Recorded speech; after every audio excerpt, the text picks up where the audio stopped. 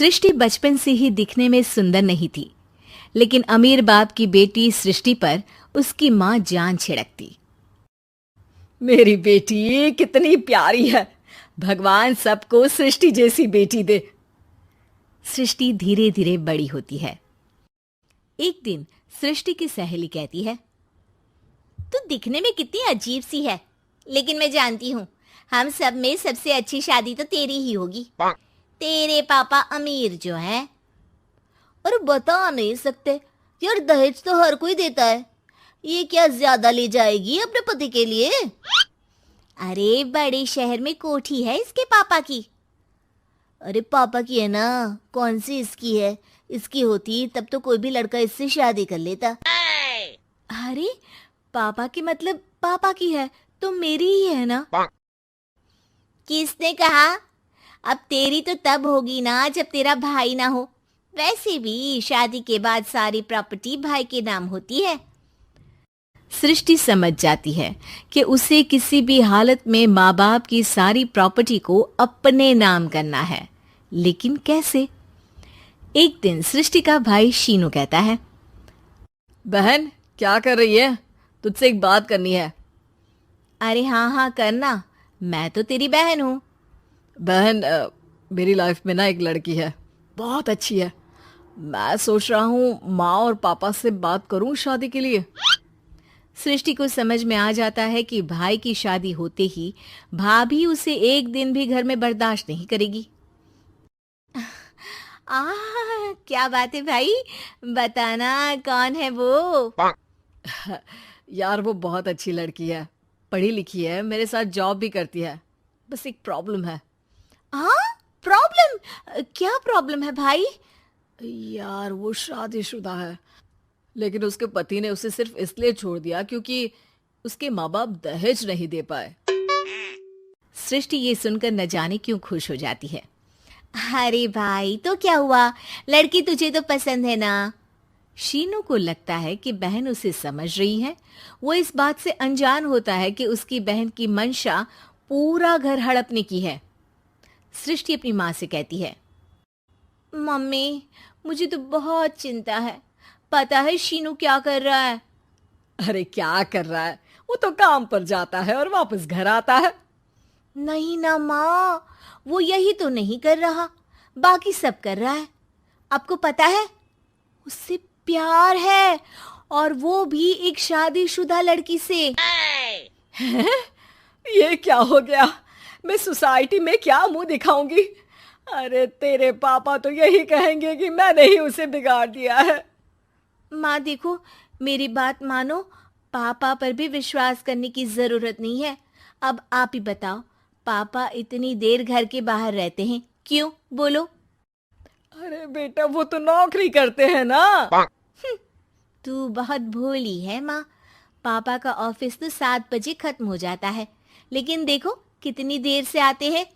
अरे नहीं नहीं बेटा, ऐसी कोई बात नहीं है। सृष्टि माँ को एक औरत से बात करते पिता की फोटो दिखाती है। देखो माँ कैसे हैं पापा। मैं ना कहती थी कि पापा सही नहीं है। मैं तेरे पापा से बात करूंगी, दे फोटो मुझे। ओ माँ, वो तो डिलीट हो गई।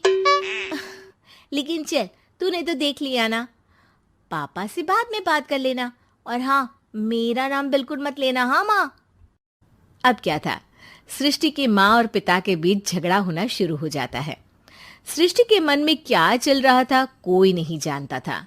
एक दिन, माँ सृष्टि के लिए एक लड़का देखा है, वो लोग शाम को उसे देखने आने वाले हैं। और हाँ माँ, एक खुशखबरी, मैं और पापा मिलकर एक नया बिजनेस ट्राई कर रहे हैं। शाम को लड़का आता है, सांवले रंग का। सृष्टि को तो बिल्कुल भी पसंद नहीं आता। लड़की की माँ कहती है, लड़की का चेहरा तो कोई खास नहीं, लेकिन अगर मेरे बेटे को आप लोग सेटल कर दें तो मैं उसकी शादी आपकी बेटी से करवा दूं। सृष्टि को लड़का बिल्कुल पसंद नहीं था। उसे भाई पर गुस्सा आ जाता है। लड़के वालों के जाने के बाद कहती है, माँ देखा शीनू मेरे लिए कैसा लड़का लेकर आया, न दिखाने लायक न सुनने लायक, सेटल भी नहीं, वो भी हम करे। अरे माँ, मैं जानती हूँ ये मेरी शादी किसी भी घर में क्यों करवाना चाहता है। अरे कैसी बात कर रही है बहन, तूने तो देखा ना, लड़के को मैंने ही मना कर दिया तुझसे शादी के लिए। जिसने लड़का बताया था उसने उसकी बहुत तारीफ की थी। बात आई गई हो जाती है, लेकिन सृष्टि का मन शांत नहीं होता। क्या करूं, कुछ समझ में नहीं आ रहा। मेरी शादी हो गई तो ये लोग पूरी प्रॉपर्टी शीनू के नाम कर देंगे, मेरे हाथ तो कुछ लगेगा ही नहीं। तभी सृष्टि को आइडिया आता है। वो किसी वकील को फोन करती है। जी देखिए, अगर आपके मम्मी पापा का तलाक हो जाता है तो आपके पिता की आधी प्रॉपर्टी आपकी माँ के नाम हो जाएगी, फिर उसे वो किसी को भी दे सकती है। सृष्टि अब माँ को बेटे के खिलाफ भरती है। माँ, शीनू पर नजर रखा करो, वो जिस लड़की के प्यार में है ना वो शादीशुदा है।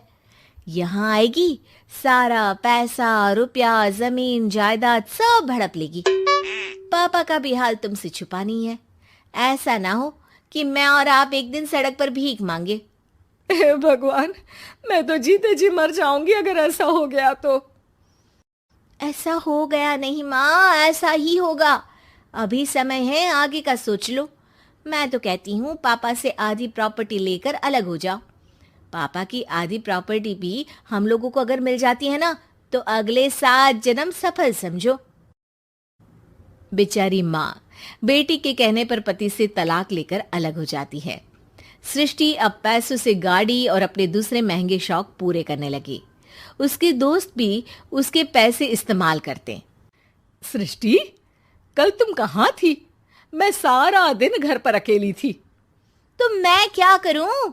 मैंने ठेका तो नहीं लिया है ना तुम्हें संभालने का। माँ को सृष्टि से ये उम्मीद नहीं थी। वो बैठकर रोने लगती है। वहीं उसका पति यानी कि सृष्टि के पिता आ जाते हैं। मैं जानता था कि तुम्हारा यही हाल होगा, तो आपने मुझे रोका क्यों नहीं? मैं रोकता तो तुम रुकती क्या? सृष्टि के कहने पर तुमने मुझ पर अपने बेटे पर शक किया, लेकिन तुम ये भूल गई कि कैसे हम दोनों ने मिलकर जीवन में इतना सब खड़ा किया। माँ पति के गले लग जाती है। मुझे माफ कर दीजिए, मैंने आपकी कमाई का एक बड़ा हिस्सा गवा दिया। कोई बात नहीं, तुम साथ हो तो मैं ऐसी 7 प्रॉपर्टी खड़ी कर दूंगा।